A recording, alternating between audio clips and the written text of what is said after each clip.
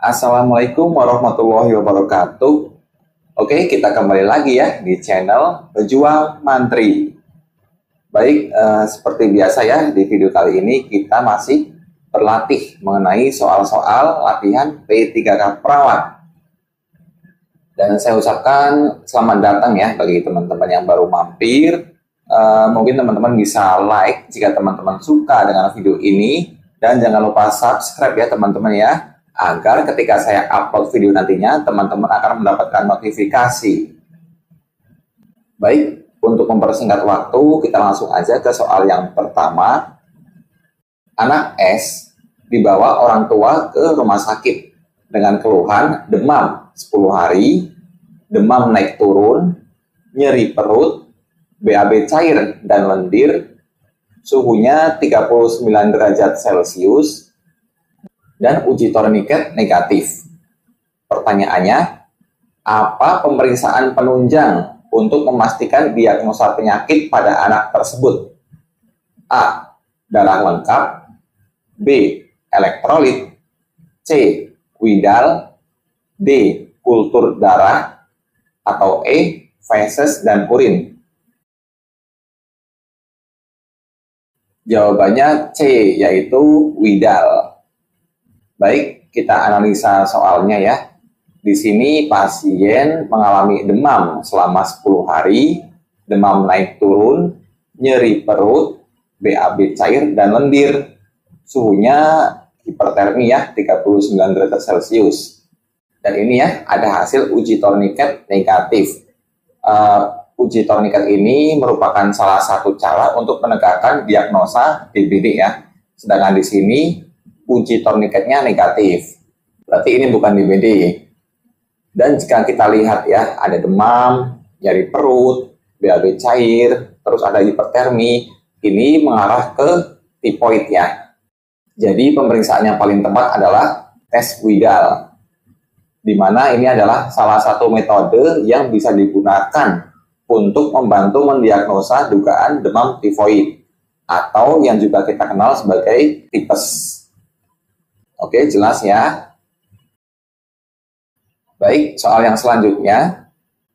Warna elektroda pada kaki kanan pasien pada pemeriksaan EKG. A. Merah. B. Kuning. C. Hitam. D. Putih.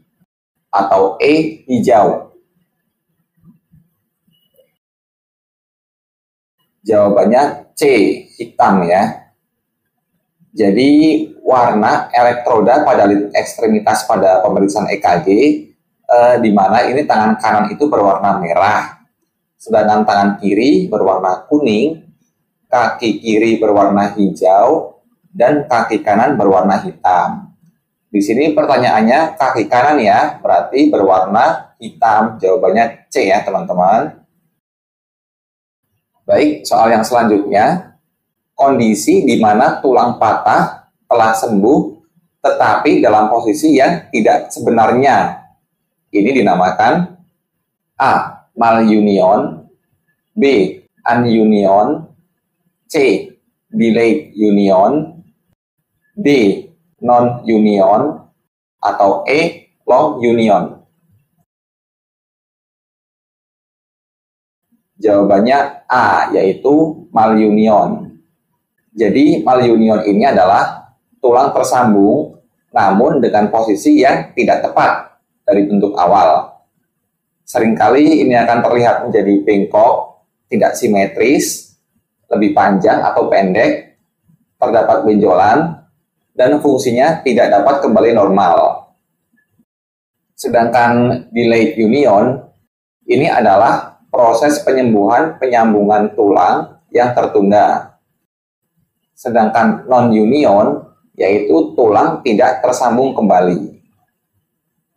Oke, jawaban yang tepat adalah A ya, yaitu malunion. Soal selanjutnya. Terbangun di malam hari karena ingin kencing, dinamakan A. Nokturia. B. Inkontinensia. C. Poliuria. D. Anuria. atau E. oliguria? Baik, jawabannya A ya teman-teman, yaitu nocturia. Jadi nocturia ini adalah kondisi meningkatnya frekuensi buang air kecil pada malam hari. Oke, di sini kita bisa lihat ya, ada opsi poliuria. Ini hampir sama ya, tapi sebenarnya ini beda. Jika poliuria, ini kondisi ketika seseorang buang air kecil lebih sering dibandingkan hari biasanya. Oke, sedangkan nocturia ini meningkatnya frekuensi buang air kecil pada saat malam hari. Nah, jadi nocturia ini cuma di malam harinya aja, ya. Jadi jawaban yang paling tepat adalah A, nocturia. Baik, soal selanjutnya ya. Kehilangan kemampuan penglihatan jarak dekat secara bertahap yang disebabkan penuaan dinamakan A. miopi, B. hipermetropi, C. presbiopi, D. astigmatisma, atau E. strabismus. Baik, jawabannya C, yaitu presbiopi. Oke, kita lihat di opsi-opsi jawabannya ya. Di sini ada miopi. Untuk miopi ini merupakan jenis kelainan refraksi di mana benda yang dekat terlihat jelas, sedangkan benda yang jauh terlihat kabur. Oke, untuk jawaban yang B, ini hipermetropi adalah jenis kelainan refraksi di mana benda yang jauh terlihat lebih jelas daripada benda yang dekat. Ini kebalikannya miopi ya. Terus astigmatisma ini atau silindris ya. Ini merupakan kelainan refraksi di mana cahaya tidak difokuskan secara merata pada retina, yaitu lapisan sel yang peka terhadap cahaya di bagian belakang mata. Ini dapat menyebabkan benda-benda tampak kabur dan membujur ya. Terus untuk presbiopi, ini mulai terjadi pada sebagian besar orang dewasa ya, biasanya di atas 40 tahun, saat mereka mengalami kesulitan secara bertahap ya, untuk fokus pada benda-benda dekat. Terus strabismus, ini lebih kita kenal ya dengan istilah mata juling. Ini merupakan kondisi di mana terdapat ketidaksejajaran antar kedua mata. Salah satu mata dapat terlihat lurus menuju satu objek, sedangkan mata yang lain dapat terlihat mengarah ke dalam, keluar, ke atas, ataupun ke bawah. Jadi tidak simetris ya teman-teman ya. Jadi untuk pertanyaan ini jawabannya adalah C, presbiopi. Baik, soal selanjutnya ya. Tuan A dibawa ke rumah sakit oleh keluarganya karena mengalami KLL. Saat ini pasien tidak sadar dan dokter mendiagnosa pasien dengan masalah tension pneumotoraks.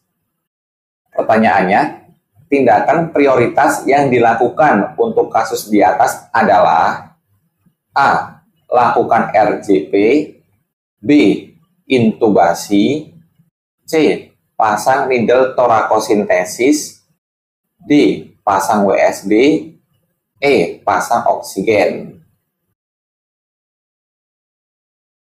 Oke, di sini tindakan prioritas ya. Ini jawabannya C, yaitu pasang needle torakosintesis. Jadi teman-teman masih ingat ya, ketika BPJS ini kan kita udah diajari ya, jika kita menemukan pasien dengan masalah tension pneumotoraks, ini prioritas tindakannya adalah needle torakosintesis. Jadi needle torakosintesis ini merupakan tindakan untuk memberikan dekompresi darurat yang cepat pada pasien dengan tension pneumotoraks. Ini adalah prosedur penyelamatan nyawa sementara dengan drainase dada yang pasti akan diperlukan untuk menstabilkan kebocoran udara yang sedang berlangsung. Ini jawabannya C ya, jawaban yang paling tepat. Dan ini adalah tindakan prioritas ya, tindakan yang pertama kali harus dilakukan. Baik, mungkin cukup sekian dulu ya video kita di kali ini. Nanti di video selanjutnya kita akan bersama lagi untuk latihan soal-soal P3K perawat. Dan jangan lupa teman-teman untuk like video ini jika teman-teman suka. Dan saya doakan semoga yang sudah subscribe bisa lolos P3K di tahun ini. Amin.